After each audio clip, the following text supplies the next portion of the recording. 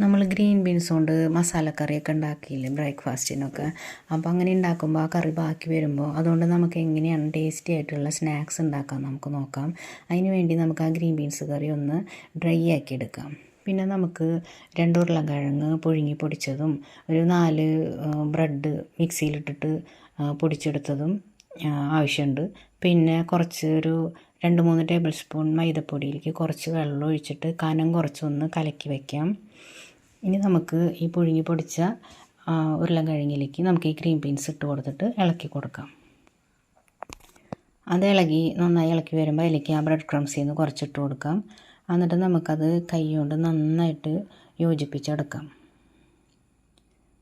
കൈ കൊണ്ട് യോജിപ്പിച്ചൊക്കെ കഴിഞ്ഞതിന് ശേഷം നമുക്ക് കയ്യിൽ കുറച്ച് എണ്ണ തടവിയിട്ട് അതിൽ നിന്ന് കുറച്ച് മാവ് എടുത്തിട്ട് നമുക്കിങ്ങനെ ഇഷ്ടമുള്ള ഷേപ്പിലേക്ക് ആക്കി മാറ്റിയെടുക്കാം. ഞാനിപ്പോൾ നീളത്തിലാണ് ഇങ്ങനെ ഒരു ഷേപ്പിലാക്കി വെക്കണത്. ഇതുപോലെ നമുക്ക് എല്ലാതും ഷേപ്പാക്കി എടുക്കാം.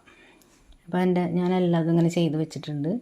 ഇനി നമുക്ക് ഓരോന്നായിട്ട് എടുത്തിട്ട് നമുക്ക് ആ മൈദമാവ് കലക്കിയിലേക്ക് ഇട്ടിട്ട് അതിൽ നിന്ന് ബ്രെഡ് ക്രംസിലേക്ക് മുക്കി അത് കവർ ചെയ്തെടുക്കാം. ഇങ്ങനെ നമ്മൾ ഓരോന്നും ഇതുപോലെ ബ്രെഡ് ക്രംസിൽ കോട്ട് ചെയ്തെടുത്തിട്ടുണ്ട്. ഇനി നമുക്കത് വറുത്തെടുക്കാം. നല്ല ചൂടായിരിക്കുന്ന എണ്ണയിലേക്ക് നമുക്ക് ഓരോന്നായിട്ട് പതുക്കെ പെറുക്കി വയ്ക്കാം. തീ നല്ല ഹൈ ഫ്ലെയിമിലിട്ടോ അത് കുഴപ്പമില്ല. കാരണം അതിലുള്ളതെല്ലാം അതും നന്നായി വെന്തിരിക്കുന്ന സാധനങ്ങളാണ്. അപ്പം നമുക്ക് ആ കോട്ടിങ് മാത്രമാണ് ഒന്ന് ഫ്രൈ ആയിട്ട് കിട്ടേണ്ടതുള്ളൂ. ഇട്ടപ്പം തന്നെ നമ്മൾ ഇളക്കി കൊടുക്കണ്ട. അടിവശം മുരിഞ്ഞ് വരുമ്പോൾ ഒരു ബ്രൗൺ കളറായിട്ട് വരുമ്പോൾ നമുക്ക് അതിനെ തിരിച്ചിട്ട് കൊടുക്കാം. അങ്ങനെ പതുക്കെ ഓരോന്നും നമുക്ക് പതുക്കെ തിരിച്ചിട്ട് കൊടുക്കാം.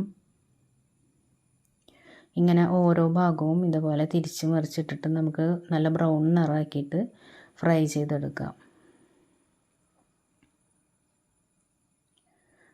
അങ്ങനെ എല്ലാതും ഞാൻ ഇതേപോലെ ഫ്രൈ ആക്കി എടുക്കുന്നുണ്ട് കേട്ടോ. മോന് ഞാൻ 2-3 ബോൾ പോലെ ആക്കിയിട്ടാണ് ഫ്രൈ ചെയ്തെടുത്തേക്കണത്.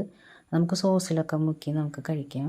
നല്ല ടേസ്റ്റാണ്. എല്ലാവരും ഒന്ന് ട്രൈ ചെയ്ത് നോക്കിയോളൂ കേട്ടോ.